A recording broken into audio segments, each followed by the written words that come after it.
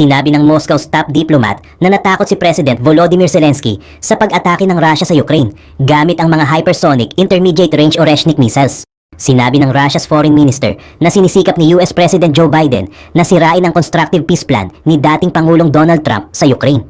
Ayon kay Lavrov, sinisikap ni Biden sa pamamagitan ng pagpayag sa Ukraine na gumamit ng mga Ataki-MS missile laban sa Russia na mag-iwan ng negative legacy para sa susunod na administrasyon. Karaniwan na umano ang ganitong behavior sa mga Democrats, sabi ni Lavrov sa isang press conference matapos ang isang joint meeting of the Russian and Belarusian Foreign Ministers Boards. Sinabi ni Lavrov na ginawa rin ni former US President Barack Obama ang parehong trick noong December 2016 nang i-expelled niya ang dusi-dosenang mga diplomat ng Russia. Sinabi ng US na binigyan nito ang Kyiv ng permisyon na mag-fire ng mga long-range weapons sa Russia bilang response sa paglalagay ng mga North Korean troops ng Kremlin sa digmaan. Sinabi ng Moscow na nag-fire ito ng bagong missile sa Ukraine matapos mag-fire ang Kyiv ng mga unang Ataki-MS at Storm Shadow missiles sa loob ng Russia sa halos 3 taong digmaan. Nagbanta si Trump na babawasan ng tulong militar sa Ukraine at nangakong wakasan ang digmaan sa loob ng 24 hours without explaining how. Sinabi ng Deputy PM ng Serbia na si Alexander Vulin na ang deliberate move ni Biden ay naglalayong pigilan si Trump na lutasin ang hidwaan sa Ukraine. Ang papalabas na administrasyon ay gumawa marahil ng most significant decision in the last 100 years na inilalagay tayo sa bingit ng nuclear war. Ang desisyong ito ay ginawa systematically and deliberately dahil sa sandaling lumala ang conflict ay hindi na ito mababawi. Nais nilang pigilan ang ipinangako ni Trump to end the war in Ukraine. Ang tanong kung kailan nagsimula ang World War III ay hindi na relevant kung ito ay mag-escalate into a nuclear conflict, sabi ni Vulin. Earlier, nanawagan ng Prime Ministers of Hungary and Poland na bigyang pansin ang warning ni President Putin tungkol sa digmaan sa Ukraine na maaaring maging isang global conflict. Sinabi ni Viktor Orban na ang hakbang ni Putin sa Russia's nuclear doctrine at ang kanyang threat to strike Ukraine's Western allies ay hindi isang bluff. Sinabi ng dating military commander-in-chief ng Ukraine na ang direct involvement of Russia's allies sa digmaan ay nangangahulugan na nagsimula na ang World War III. May mga North Korean soldiers na nakatayo sa harap ng Ukraine. Maging tapat tayo. Nasa Ukraine na sila. Ang mga Iranian Shahedis are killing civilians absolutely openly without any shame. Sinisi ni Zaluzhny na pinalayas ni Zelensky noong February at ngayon ay nagsisilbi bilang envoy ng Kyiv sa UK ang mga Western allies. Posible pa ring pigilan ito dito sa teritoryo ng Ukraine. But for some reason, ayaw maintindihan ito ng ating mga partners. Malinaw na ang Ukraine ay may napakarami ng kaaway, sabi ni Valery Zaluzhny. Sinabi ng Ukraine na umaasa ito sa concrete and meaningful outcomes sa isang meeting sa Brussels sa susunod na linggo kasama ang mga representatives ng NATO tungkol sa pag-atake ng Russia. Sinabi ng German Foreign Minister na gumamit si Putin ng mga missile na hindi pa nagagamit noon upang mapigilan ang Europe sa pagsuporta nito sa Ukraine. Nangako ang Czech Republic's Foreign Minister ng patuloy na suporta para sa Ukraine sa isang pagbisita sa Kyiv. Sinabi ng Denmark's Navy na sinusubaybayan nito ang isang Chinese cargo vessel na huminto sa Danish coast. Nakumpirma ng Danish Defense na naroroon sila sa lugar malapit sa Chinese ship Yipeng 3 ayon sa pahayag ng militar ng Denmark sa AFP. Bihira lamang mag-comment ang militar ng Denmark sa public tungkol sa mga individual vessels na naglalakbay sa tubig ng Denmark. Isang araw, matapos ang openly proved ng Finland at Sweden sa suspected sabotage sa dalawang undersea cable, naganap ang pangyayaring ito. Ang pagputol sa dalawang cable sa loob ng 48 hours ay nag-udyok sa mga European officials na sabihin na pinaghihinalaan nila ang pagsabotage at hybrid warfare na may kaugnayan sa Russia. Ang Sea Lion 1 submarine cable na nag-uugnay sa Helsinki at sa German port ng Rostock ay naputol noong November 18 sa south of Åland Island in Swedish waters. Noong November 17, isa pang telecoms cable, ang Arelion, na tumatakbo mula sa Swedish Baltic Sea Island ng Gotland hanggang Lithuania ay nasira rin.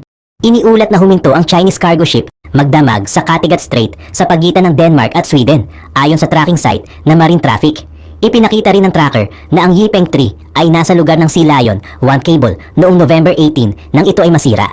Ayon sa specialized site na Vessel Finder, ang Yipeng 3 ay umalis sa Russian port ng UST Luga, west of St. Petersburg, noong November 15. Samantala, sinabi rin ng Swedish police na interesado sila sa isang barko na na-observed sa vicinity of the cables.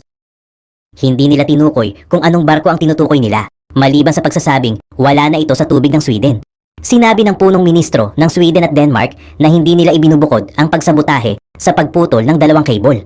Ang 4 na bansa na naapektuhan ng pagputol, Finland, Germany, Lithuania at Sweden, ay sinisiyasat ang mga insidente. Sinabi ng Ministro ng Depensa ng Alemanya na dapat din nating ipalagay kahit hindi pa natin alam na pagsasabutahe ito. Sinabi ni Danish Prime Minister Mette Frederiksen na masusing sinusubaybayan namin ang sinasabi ng mga relevant authorities. Hindi ako magugulat kung ito ay isang external actor na gumawa ng pagsabutahe, dagdag pa ni Frederiksen. Ginaya ng counterpart niya sa Sweden na si Ulf Kristersson ang kanyang mga pahayag na suggesting na ang mga naputol na cable ay maaaring pagsasabotahe sa international. Nabubuhay tayo sa panahon kung saan kailangan mong seryosohin ang bawat panganib na ito. Nakakita na tayo noon ng pagsasabotahe, dagdag pa ni Kristersson. Samantala, sinabi ng Denmark's Defense Minister na seryosong tinitignan ng authorities sa Copenhagen ang insidente. Samantala, tinanggihan ng Kremlin bilang absurd and laughable ang mga suggestions na involved ito sa pagputol sa mga undersea cable. Sinabi ni Kremlin spokesman Dmitry Peskov, absurd ang patuloy na paninisi sa Russia sa lahat ng bagay nang walang anumang batayan.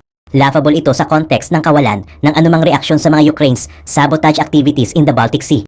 Sinabi ng Moscow's ally na Beijing na handa itong makipag-ugnayan sa mga relevant parties upang sama-samang pangalagaan ang seguridad ng international submarine infrastructure.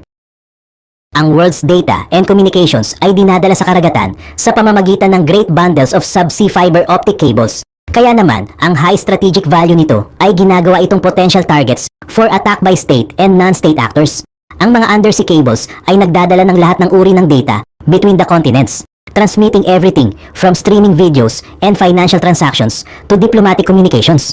Ang mga undersea fiber optic cables ay nagdadala ng 98% of global digital data. Ayon sa mga eksperto, mayroong around 450 undersea cables na kasalukuyang ginagamit sa buong mundo na umaabot sa around 1.2 million kilometers.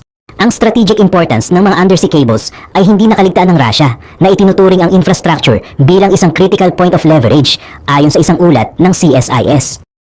Ang Saudi, Chinese, Iranian Joint Tripartite Committee ay nagsagawa ng isang meeting sa Riyadh noong November 19. Ito ang second meeting upang itulak ang Chinese agreement sa Iran-Saudi deal.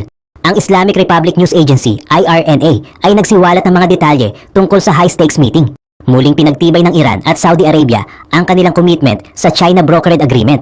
Parehong bansa ang nagtulak para sa karagdagang consolidation of relations sa panahon ng meeting.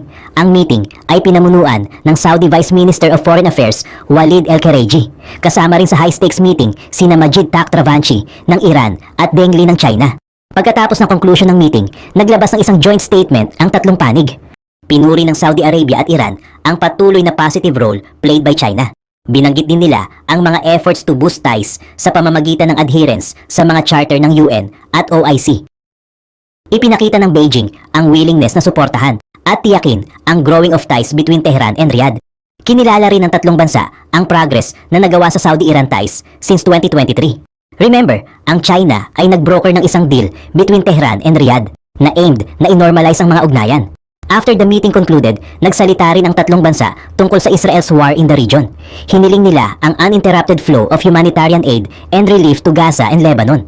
Muling pinagtibay din nila ang kanilang support for a comprehensive political solution in Yemen. Iniulat ng state media na nagsagawa ang North Korea ng pagsubok sa mga exploding drones na designed para sa target impact at hinimok ni Kim Jong-un ang accelerated na mass production. Ang North Korea's military test ay nagkataon sa drill ng US, South Korea at Japan na kinasasangkutan ng mga advanced jets at isang US aircraft carrier sa nearby waters. Sinabi ng South Korean Rear Admiral Hur Sung-jae na ang exercise ay may characteristic of responding to and deterring North Korean provocations. Nag-release ang KCNA ng North Korea ng larawan ni Kim na nakikipag-usap sa mga opisyal tungkol sa mga unmanned aerial vehicle na nagpapakita ng hindi bababa sa two different types of drones.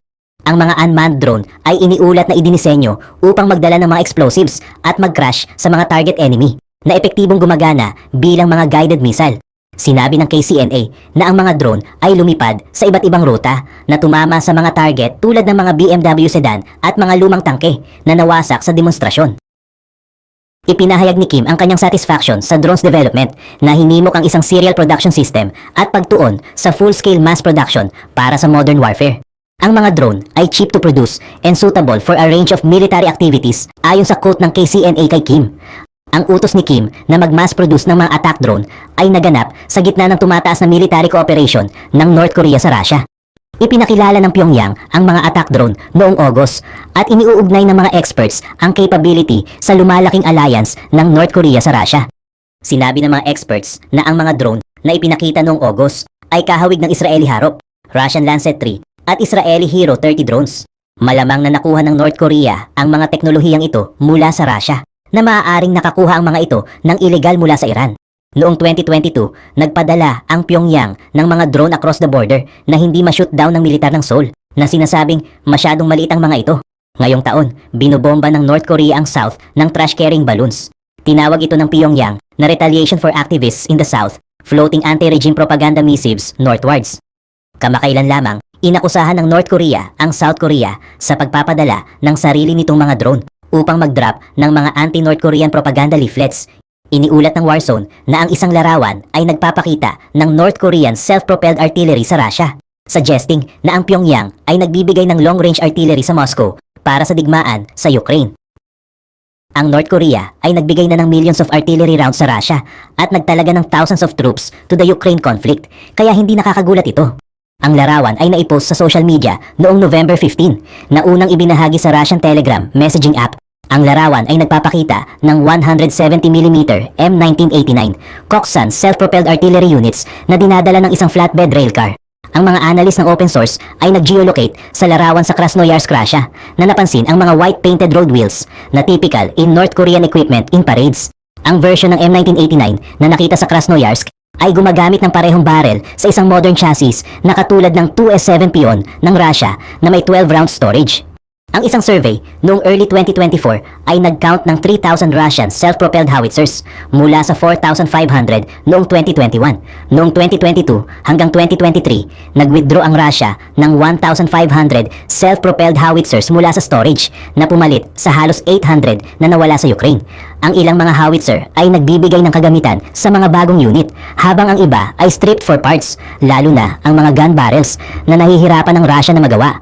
Malugod na tatanggapin ng Russian gunners ang North Korean M1989 na katulad ng pinakamalaking tracked howitzers ng Russia, ang 2S7. Ang M1989 ay ang only 170mm howitzer na malawakang ginagamit at ang North Korea ang nag-iisang producer ng mga ammunition nito. Since early in the war, bumibili na ang Moscow ng mga ammunition mula sa Pyongyang habang pinapanatili ang sariling domestic productions nito for most calibers.